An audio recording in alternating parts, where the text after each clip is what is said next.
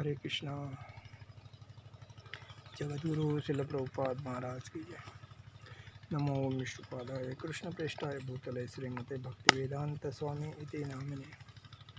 नमस्ते सारस्वती देवे गौरवाणी प्रचारणे निर्विशेष शून्यवादी पाश्चात्य देशतारणे। जय श्री कृष्ण चैतन्य प्रभु नित्यानंद श्री अद्वैत गदाधर श्रीवासादि गौर भक्त। हरे कृष्ण कृष्ण कृष्ण हरे हरे, हरे राम राम राम। हरे कृष्ण कृष्ण कृष्ण हरे हरे राम राम राम। जय राधा माधव कुंज विहारी, जय राधा माधव कुंज विहारी। गोपीजन वल्लभा गिरिवरधारी, यशोदानंदन ब्रज जनरंजन यमुना तीरवनचारि। जय राधा माधव कुंज विहारी। हरे कृष्णा कृष्ण कृष्ण हरे हरे, हरे राम राम राम हरे हरे। हरे कृष्णा कृष्ण कृष्ण हरे हरे, हरे राम राम राम हरे हरे। जय ओम विष्णुपाद परमहंस परिव्राजकाचार्य अष्टोत्तर शत श्री श्रीमद भक्त कृपा श्रीमद कृष्ण कृपा श्रीमूर्ति भक्ति अगाय चरणारविंद भक्ति वेदांत स्वामी शील प्रभुपाद महाराज की जय। जय ओम विष्णुपाद परमहंस परिव्राजकाचार्य अष्टोत्तर शत श्री श्रीमद श्री कृष्ण कृपा श्रीमूर्ति भक्ति सिद्धांत सारस्वती ठाकुर शील प्रभुपाद महाराज की जय। अनंत कोटि वैष्णव वृंद की जय। नामाचार्य श्री हरिदास ठाकुर की जय। प्रेम से कहो श्री कृष्ण चैतन्य प्रभु नित्यानंद श्री अद्वैत गदाधर श्रीवासादि गौर भक्तवृंद की जय। श्री श्री राधा कृष्ण गोपिला श्याम कुंड राधा कुंड गिरि गोवर्धन की जय। वृंदावन धाम की जय, नवदीप धाम की जय, गंगा देवी की जय, यमुना देवी की जय, तुलसी देवी की जय, भक्ति देवी की जय, हरिनाम संकीर्तन की जय। समवेद गौर प्रेमानंद हरे हरे वेद। समवेद भक्तवृंद की जय, समवेद भक्तवृंद की जय, समवेद भक्तवृंद की जय। श्री श्री गुरु गौरांग की जय। ओम अज्ञानतिमिरान्धस्य ज्ञानजनशलाकया चक्षुरुन्मीलितं तस्मै श्री गुरुवे नमः। श्री चैतन्य मनोभीष्ट स्थापितेन भूतले स्वयं रूपकदा महं तदापि स्वपदान्तिकम् वन्दे श्री गुरु वैष्णवान्। श्री रूप सागर जात सहगण रघुनाथान्वित संजीवं साद्वैत सावधूत परिजन सहित श्री कृष्ण चैतन्य देव श्री राधा कृष्ण प्राधान सहगण ललिता विशाखान्वितांच। हे कृष्ण करुणा सिंधु दीनबंधु जगतपति गोपेश कंद राधा कांत नमस्ते। तप्त कांचन गौरांगी राधे वृंदावनेश्वरी विश्वभानुसुते देवी प्रणमामि हरि। पंचाकल्पतरुभ्यश्च कृपा सिंधु भगवत्पतितानां पावनेभ्यो वैष्णवेभ्यो नमो नमः। जय श्री कृष्ण चैतन्य प्रभु नित्यानंद श्री अद्वैत गदाधर श्रीवासादि गौर भक्तवृंद। हरे कृष्ण कृष्ण कृष्ण हरे हरे, राम राम हरे हरे। हरे कृष्ण कृष्ण कृष्ण हरे हरे, राम राम हरे हरे। हम लोग 14वें अध्याय पे बात करेंगे। रजो रागात्मक विद्धि तृष्णा संग समृद्ध भवम तन्निबंधाति कौन्तेय कर्म संगेन देहिनम। रजो रागात्मक विद्धि तृष्णा संगम समुद्भवम तन्निबंधाति कौन्तेय कर्म संगेन देहिनम। रजो रागात्मक विद्धि तृष्णा संग समुद्भवम तन्निबंधाति कौन्तेय कर्म संगेन देहिनम। हे कुंती पुत्र, रजोगुण की उत्पत्ति असीम आकांक्षाओं तथा तृष्णाओं से होती है और इसी के कारण यह देहधारी जीव सकाम कर्मों से बन जाता है। तात्पर्य रजोगुण की विशेषता है पुरुष तथा स्त्री का पारस्परिक आकर्षण। स्त्री पुरुष के प्रति और पुरुष स्त्री के प्रति आकर्षित होता है, यह रजोगुण कहलाता है। जब इस रजोगुण में वृद्धि हो जाती है तो मनुष्य भौतिक भोग के लिए लालायित होता है। वह इंद्रिय तृप्ति चाहता है। इस इंद्रिय तृप्ति के लिए वह रजोगुणी मनुष्य समाज में या राष्ट्र में सम्मान चाहता है और सुंदर संतान, स्त्री तथा घर सहित सुखी परिवार चाहता है। ये सब रजोगुण के प्रतिफल है। जब तक मनुष्य इनकी लालसा करता रहता है तब तक उसे कठिन श्रम करना पड़ता है। अतः यहाँ पर यह स्पष्ट कहा गया है कि मनुष्य अपने कर्मफलों से संबंध हो के ऐसे कर्मों से बंध जाता है। अपने स्त्री पुरुषों तथा समाज को प्रसन्न करने तथा अपनी प्रतिष्ठा बनाए रखने के लिए मनुष्य को कर्म करना होता है। अतएव सारा संसार ही न्यूनाधिक रूप से रजोगुणी है। आधुनिक सभ्यता से रजोगुण का मानदंड ऊंचा है। प्राचीन काल में सतोगुण को उच्च अवस्था माना जाता था। यदि सतोगुण लोगों को मुक्त नहीं मिल पाती तो जो रजोगुणी हैं उनके विषय में क्या कहा जाए। देखिए, इस अध्याय में क्या कहा गया है। आदमी में 3 गुण होते हैं, एक सत्व, एक रज और एक तम। जो सत्व गुण होता है वो जो आध्यात्मिक लोग रहते हैं, जो जिसमें रजोगुण का नहीं है और तमोगुण का अंश नहीं रहता है, वही आध्यात्मिक में आ जाता है। जो सत्व वैष्णव को कहा जाता है, ब्राह्मणों को कहा जाता है, क्योंकि ब्राह्मण में रजोगुण और तमोगुण नहीं होते। लेकिन जिसके अंदर रजोगुण होता है वो रजोगुण के बेसिस पे महिलाओं को आकर्षण होता है, संपत्ति का आकर्षण होता है, पैसों का आकर्षण होता है, और जो चीज़ें हैं इस भौतिक संसार में उसका आकर्षण होता है रजोगुण में, और वो उसके पीछे पड़ता रहता है रजोगुण वाला व्यक्ति, क्योंकि उसमें एक इच्छा तृप्त नहीं होती है कभी भी।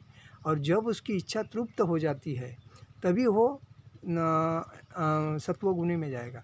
लेकिन तमोगुण व्यक्ति ये मूर्ख व्यक्ति होता है, उसमें ना रजो होता है ना तमो होता है, सत्व होता है।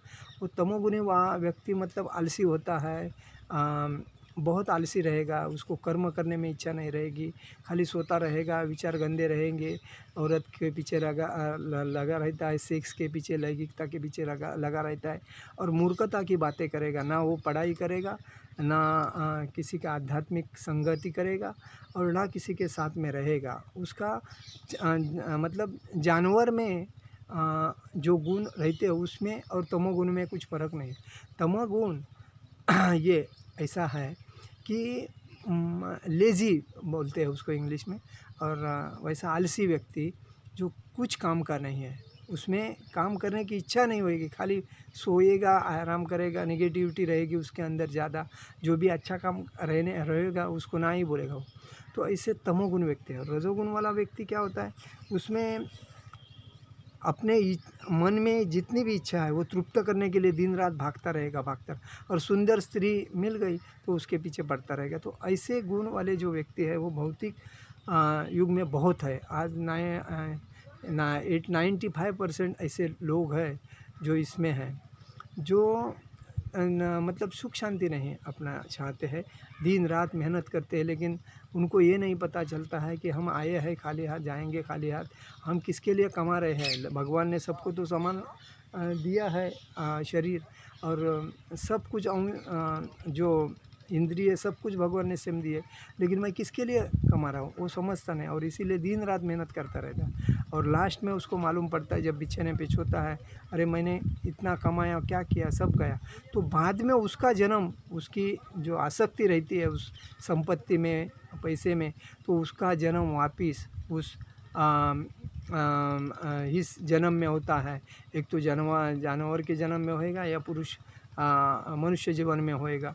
और उस टाइम जब वो आएगा और देखेगा कि मैंने इतना कमा के रखा है, तो उसको कोई मानता नहीं। तो इसलिए हर आदमी ने यही सोचना चाहिए, मैं अगर कमा रहा हूँ तो मेरे को अगर मिला है उसमें मैं समाधान मानूँ, और बाकी कोई इच्छा नहीं है। जिसको चाहिए वो जो कमाने का है वो कमा ले, लेकिन मेरे को जो मिला है मैं आनंद से रहूं, ये महत्व की बात है।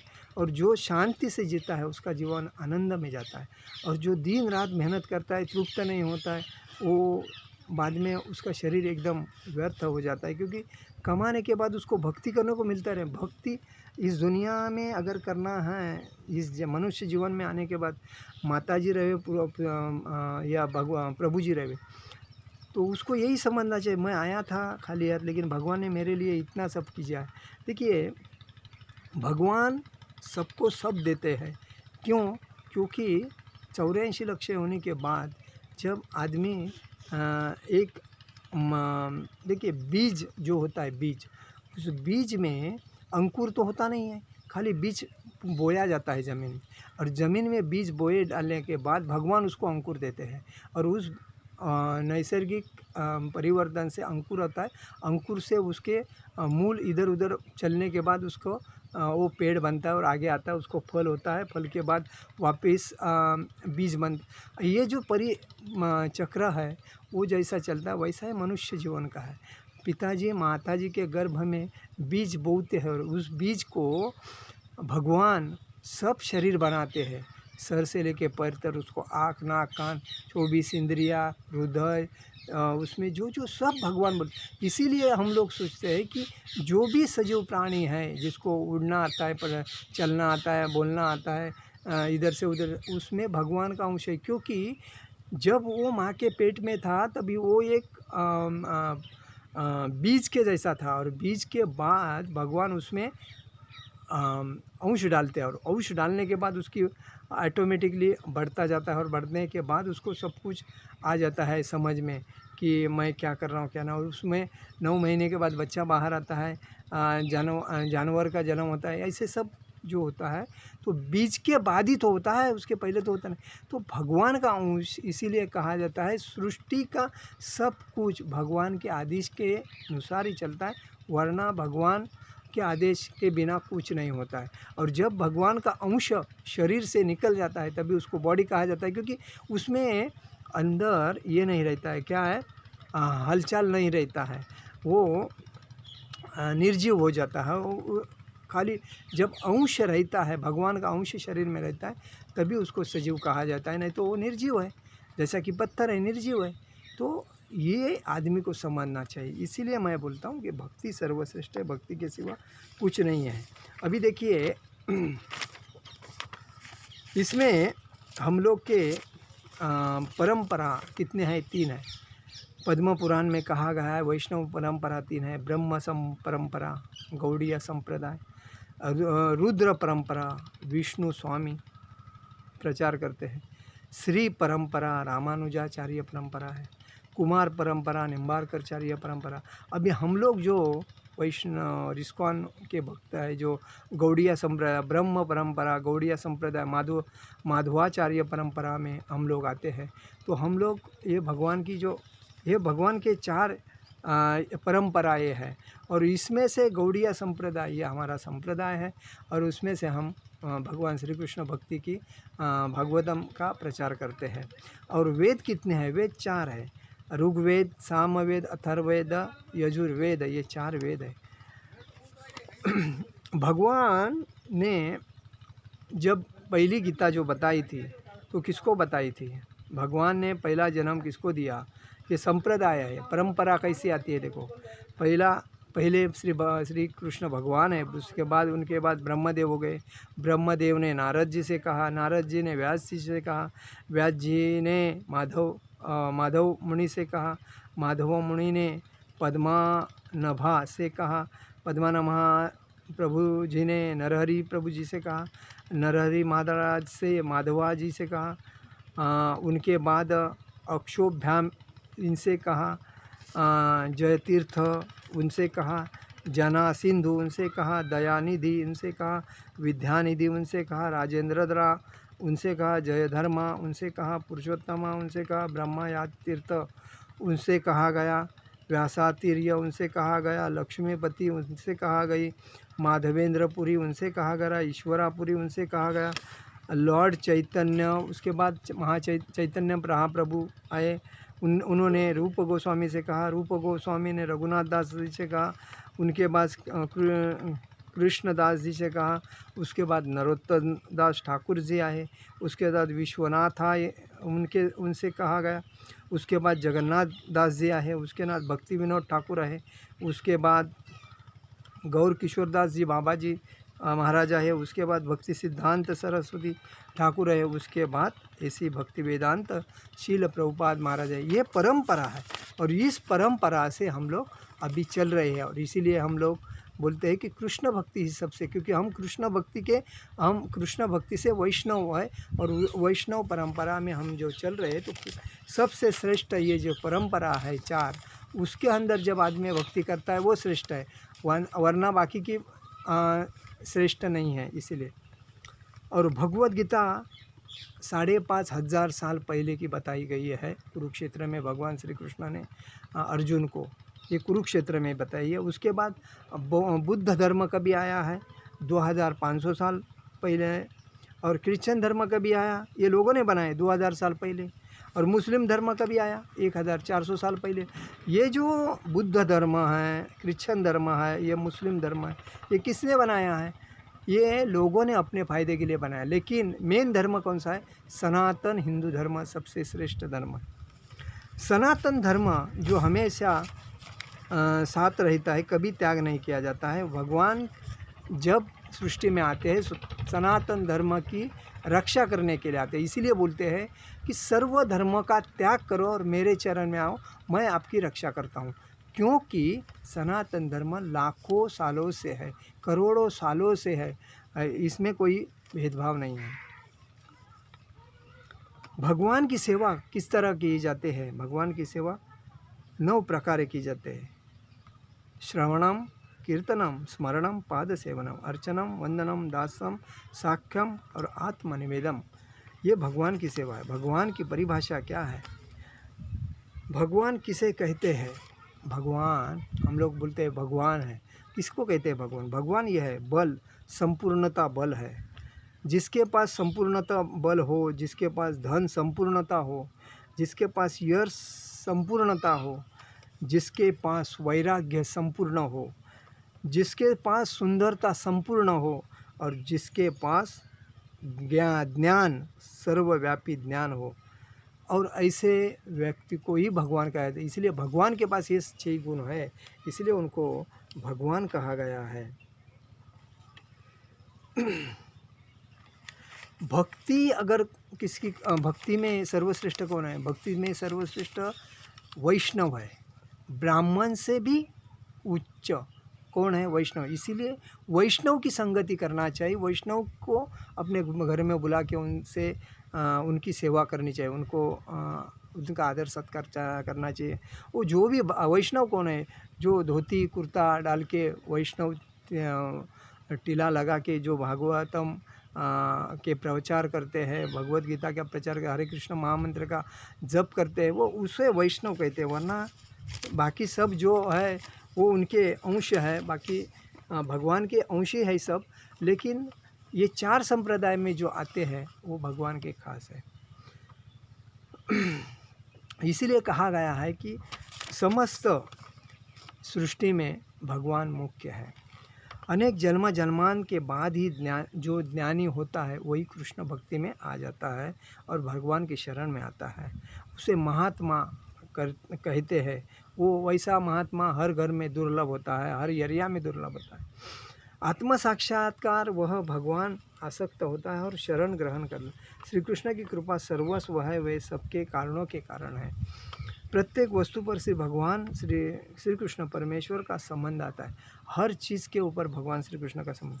प्रत्येक जीव की शरीर की बोलने की शक्ति, देखने की शक्ति, सोचने की शक्ति, मतलब सब सुनने की शक्ति भगवान प्रदान करते हैं।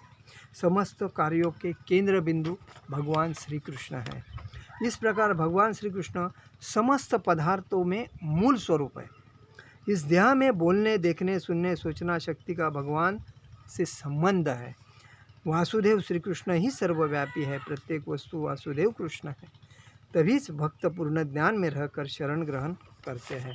इसलिए हम लोग बोलते हैं कृष्ण भक्ति सबसे श्रेष्ठ है और कृष्ण भक्ति करना यही हर व्यक्ति का, वो माता जी रहे, प्रभु जी रहे, उसका कर्तव्य है। कृष्ण भक्ति करता है, उसका पुनरच जन्म पुनरच मरण, इस संसार में वापस आना नहीं होता है।